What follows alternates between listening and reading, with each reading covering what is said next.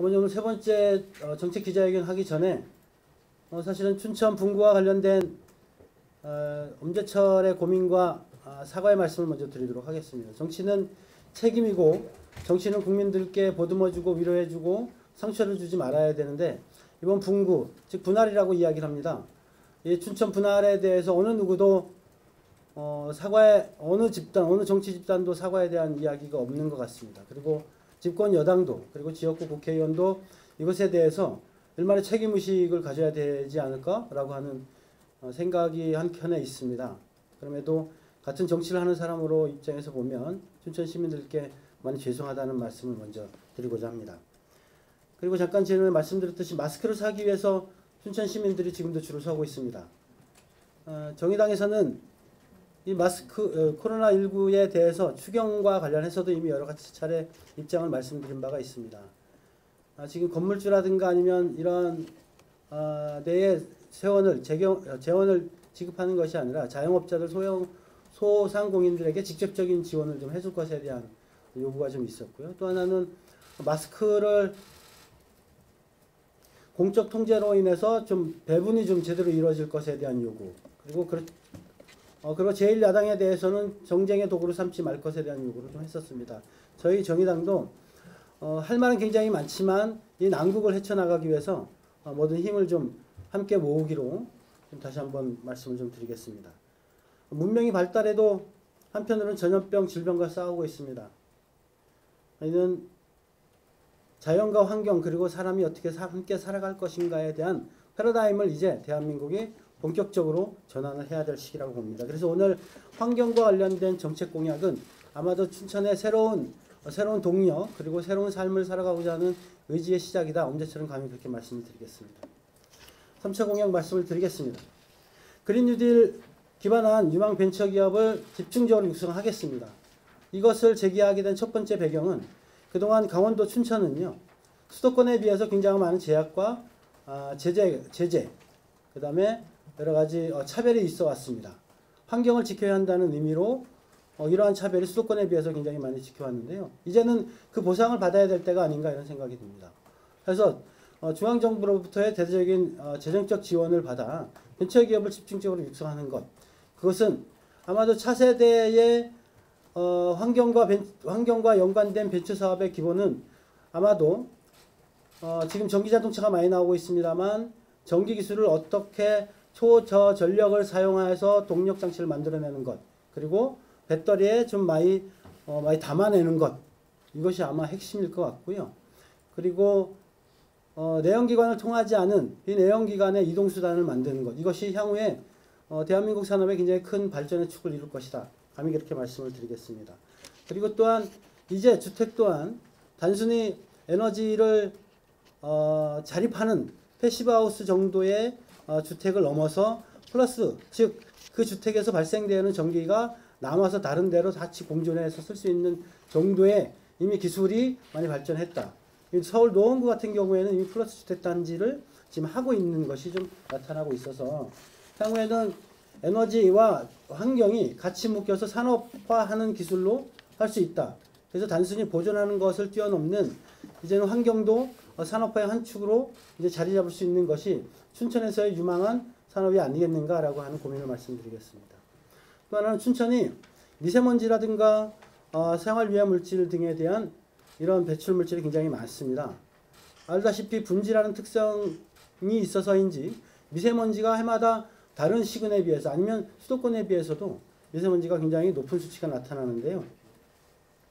그리고 작년 6월달인가 벤조피렌 속사동에서 급증한 사례가 한번 보도가 된 적이 있었습니다. 발암물질인데 이것이 아마 연탄을 쓰거나 아니면 연소를 하게 될 때 나타나는 유해 물질입니다. 근데 이것이 주민들은 전혀 모르고 있습니다. 그래서 이런 것들을 환경대응센터를 통해서 실시간으로 환경 유해 물질에 대한 정보가 제대로 주민들에게 제대로 좀 제공될 수 있는 시스템을 만들겠다라고 하는 것이 저희 두 번째입니다. 그리고 우리는 무디게 살고 있지만 어찌 보면 우리가 살고 있는 아파트라든가 공동주택에 방사능이 많이 발생한다는 것들은 불편한 진실로 알고 있는 분들이 굉장히 많습니다. 옛날에 지은 아파트들은 방사능 수치가 낮은데 최근에 지은 아파트들이 오히려 방사능 수치가 높게 나타난다고 이미 춘천의 생활 방사능 감시단이라고 하는 그 단체에서 여러 번 발표한 바가 있습니다. 그것은 뭐냐면 첫 번째 골재에서 나타난다라고 이야기를 많이 하고 있거든요. 저 춘천 근교에 나타나는 골재 채취장에서 나오는 그 골재가 저희가 건설 현장에서 굉장히 많이 쓰여지는데 거기가 그 태백산맥에서 나타나는 방사능 물질이 굉장히 많이 나옵니다. 그런데 홍천이라든가 몇 군데서 나오는 골재는 오히려 방사능이 나오지 않는 그런 골재 채취장들이 있습니다. 그리고 이것이 골재와 관련해서 방사능 물질에 대한 검사 조치 그리고 이것을 쓰지 못하게 하는 국회 20대 국회에도 법안이 제출되어 있습니다만 여전히 그것이 어떤 이유에서인지 법안 통과가 되지 않는 것 이것이 안타깝게 생각을 하는데 춘천에서라도 이런 방사능에 대해서 방사능 없는 춘천을 만들겠다라고 하는 약속을 드리겠습니다. 또한 이미 건설되었더라도 학교라든가 어린이들이 쓰는 유치원이라든가 이럴 때는 이미 대한민국 차폐제 즉 방사능 물질을 현저하게 감소시켜주는 페인트 같은 거거든요. 이런 것이 지금 있음에도 불구하고 춘천시의 그 생활 방사능 감시단에서 요구를 하고 있음에도 불구하고 아직 제대로 실현되고 있지 않습니다. 이것들을 빠른 시일 내에 우리 아이들부터라도 건강한 공간에서 좀 지낼 수 있도록 하는 것이 저의 세 번째 공약입니다. 네 번째는 도시숲을 제대로 좀 만들어 보자. 올해 7월달 되면 도시공원 일몰제가 되는데요. 그러면 춘천에 상당한 많은 공원들이 다시 훼손이 될 염려가 굉장히 많습니다. 이건 춘천뿐만의 문제가 아닙니다. 그래서 아마 지금 춘천시 이재수 시장님도 1억 그루의 나무를 심겠다라고 하는 도시숲에 대한 이야기를 말씀하시는데 저희 정의당 엄재철도 여기에 적극적으로 오히려 좀 더 도시 한가운데 전체가 숲에 있는 것처럼 이것은 단순히 환경에 대한 문제뿐만이 아니라 미세먼지라든가 다각도의 다른 물질들까지 다 같이 연관되어 있다. 이렇게 좀 말씀을 좀 드리겠습니다. 그리고 2030년까지 재생에너지 40%를 좀 달성해보자. 이런 목표를 좀 세웠습니다. 우리나라 재생에너지 발전 비율이 OECD 국가에 비하면 굉장히 현저히 낮습니다. 지금 8.08%인가요? 이 정도밖에 되지 않는데 이 비율을 좀 현격히 높여야 된다라고 하는 겁니다. 이 문제는 또 어떻게까지 연관이 되냐 하면 수도권에 필요한 전기를 수도권에서 발생시키는 것이 아니라 강원도, 그 다음에 저 아랫배 지방 다른 외곽의 지방에서 발전소를 건설하고 있습니다. 강원도에도 보면 강릉이라든가 삼척이라든가 등등의 석탄 화력 발전소들을 건설하고 있습니다. 여기에 쓰는 발생시키는 전기를 다 수도권에다 제공을 하고 있죠. 그렇게 되면 한편으로는 송전탑 문제가 발생합니다.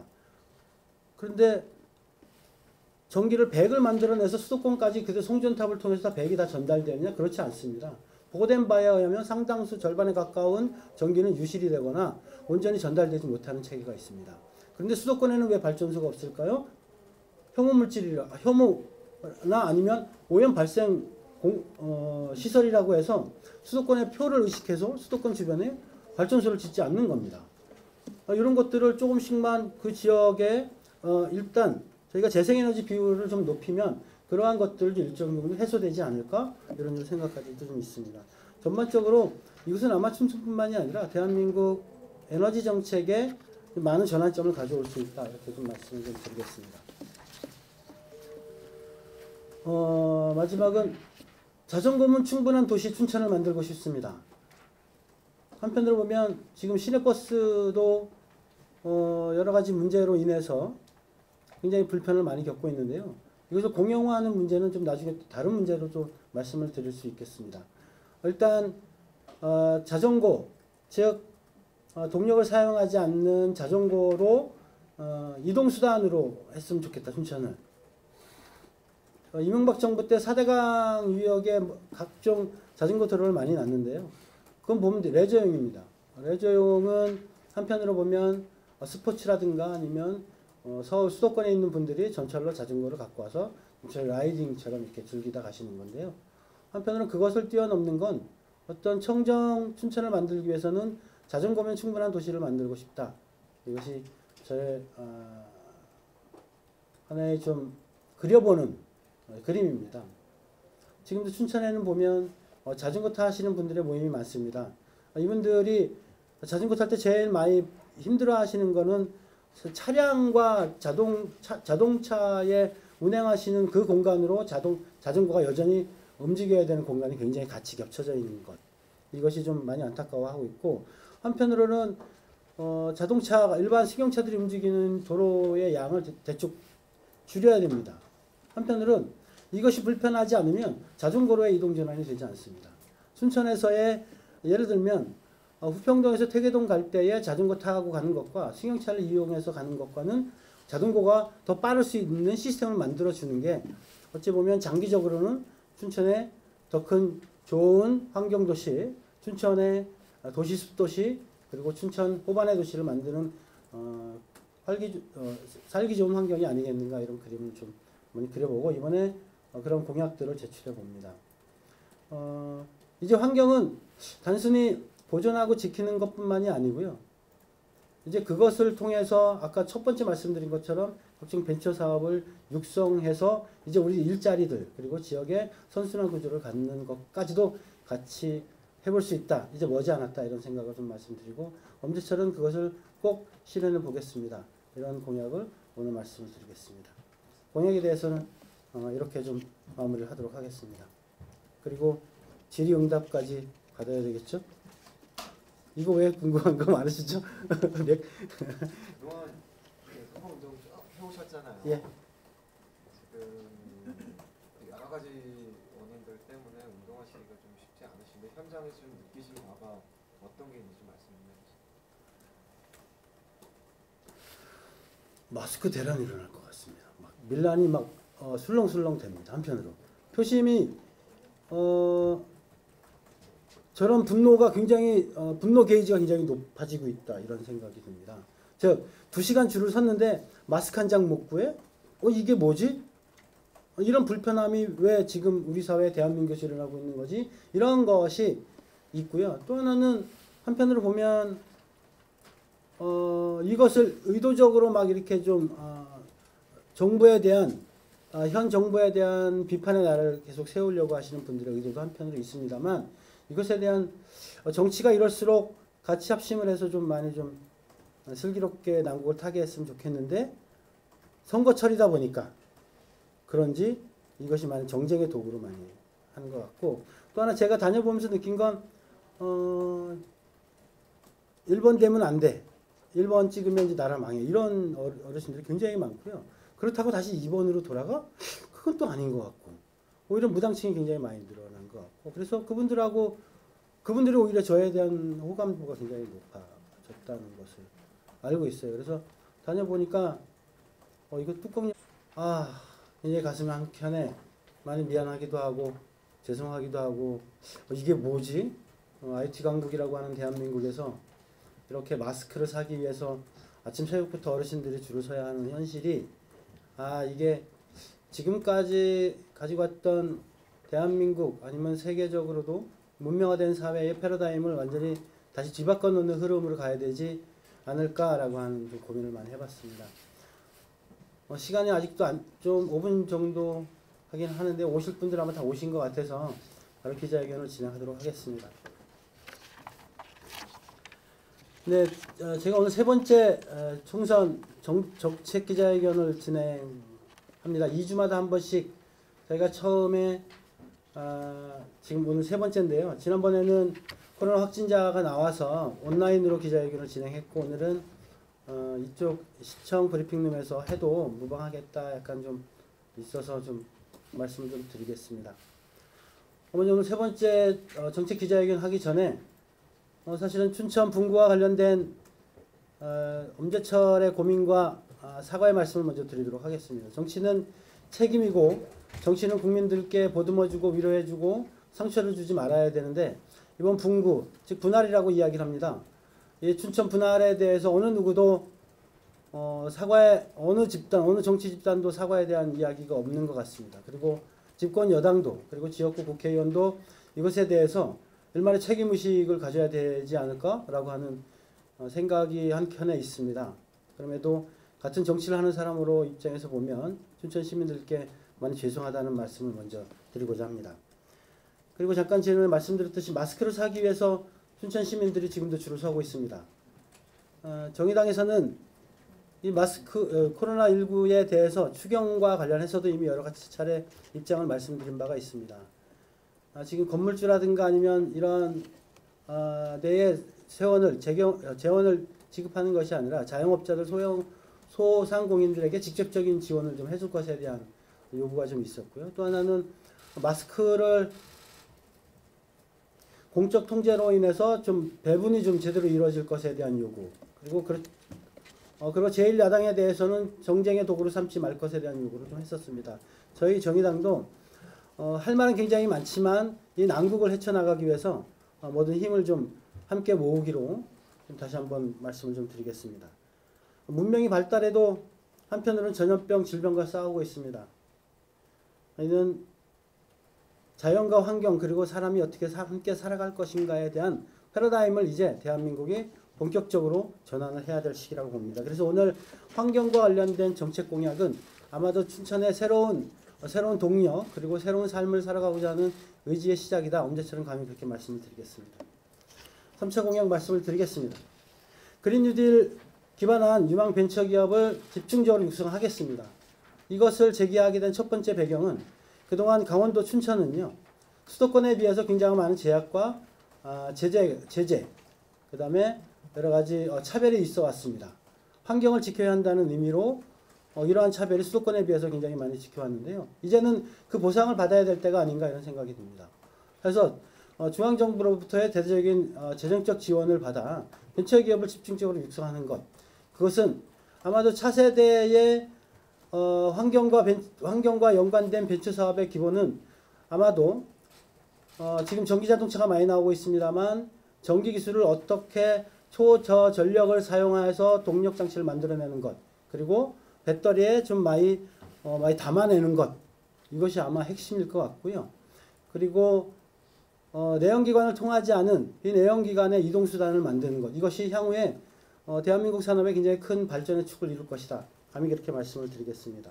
그리고 또한 이제 주택 또한 단순히 에너지를 자립하는 패시브하우스 정도의 주택을 넘어서 플러스, 즉 그 주택에서 발생되는 전기가 남아서 다른 데로 같이 공존해서 쓸 수 있는 정도의 이미 기술이 많이 발전했다. 서울 노원구 같은 경우에는 이미 플러스 주택 단지를 지금 하고 있는 것이 좀 나타나고 있어서 향후에는 에너지와 환경이 같이 묶여서 산업화하는 기술로 할 수 있다.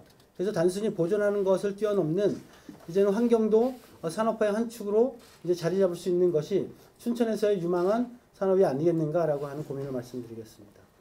또 하나는 춘천이 미세먼지라든가 생활위해 물질 등에 대한 이런 배출 물질이 굉장히 많습니다. 알다시피 분지라는 특성이 있어서인지 미세먼지가 해마다 다른 시군에 비해서 아니면 수도권에 비해서도 미세먼지가 굉장히 높은 수치가 나타나는데요. 그리고 작년 6월 달인가 벤조피렌 석사동에서 급증한 사례가 한번 보도가 된 적이 있었습니다. 발암 물질인데 이것이 아마 연탄을 쓰거나 아니면 연소를 하게 될 때 나타나는 유해 물질입니다. 근데 이것이 주민들은 전혀 모르고 있습니다. 그래서 이런 것들을 환경대응센터를 통해서 실시간으로 환경 유해 물질에 대한 정보가 제대로 주민들에게 제대로 지금 제공될 수 있는 시스템을 만들겠다라고 하는 것이 저희 두 번째입니다. 그리고 우리는 무디게 살고 있지만 어찌 보면 우리가 살고 있는 아파트라든가 공동주택에 방사능이 많이 발생한다는 것들은 불편한 진실로 알고 있는 분들이 굉장히 많습니다. 옛날에 지은 아파트들은 방사능 수치가 낮은데 최근에 지은 아파트들이 오히려 방사능 수치가 높게 나타난다고 이미 춘천의 생활방사능 감시단이라고 하는 그 단체에서 여러 번 발표한 바가 있습니다. 그것은 뭐냐면 첫 번째 골재에서 나타난다라고 이야기 많이 하고 있거든요. 저 춘천 근교에 나타나는 골재 채취장에서 나오는 그 골재가 저희가 건설 현장에서 굉장히 많이 쓰여지는데 거기가 그 태백산맥에서 나타나는 방사능 물질이 굉장히 많이 나옵니다. 그런데 홍천이라든가 몇 군데에서 나오는 골재는 오히려 방사능이 나오지 않는 그런 골재 채취장들이 있습니다. 그리고 이것이 골재와 관련해서 방사능 물질에 대한 검사 조치 그리고 이것을 쓰지 못하게 하는 국회 20대 국회에도 법안이 제출돼 있습니다만 여전히 그것이 어떤 이유에서인지 법안 통과가 되지 않는 것, 이것이 좀 안타깝게 생각을 하는데, 춘천에서라도 이런 방사능에 대해서 방사능 없는 춘천을 만들겠다라고 하는 약속을 드리겠습니다. 또한 이미 건설되었더라도 학교라든가 어린이들이 쓰는 유치원이라든가 이런 데는 이미 대한민국 차폐제, 즉 방사능 물질을 현저하게 감소시켜주는 페인트 같은 거거든요. 이런 것이 지금 있음에도 불구하고 춘천시의 그 생활 방사능 감시단에서 요구를 하고 있음에도 불구하고 아직 제대로 실현되고 있지 않습니다. 이것들을 빠른 시일 내에 우리 아이들부터라도 또 건강한 공간에서 좀 지낼 수 있도록 하는 것이 저의 세 번째 공약입니다. 네 번째는 도시숲을 제대로 좀 만들어 보자. 올해 7월달 되면 도시공원 일몰제가 되는데요. 그러면 춘천에 상당한 많은 공원들이 다시 훼손이 될 염려가 굉장히 많습니다. 이건 춘천뿐만의 문제가 아닙니다.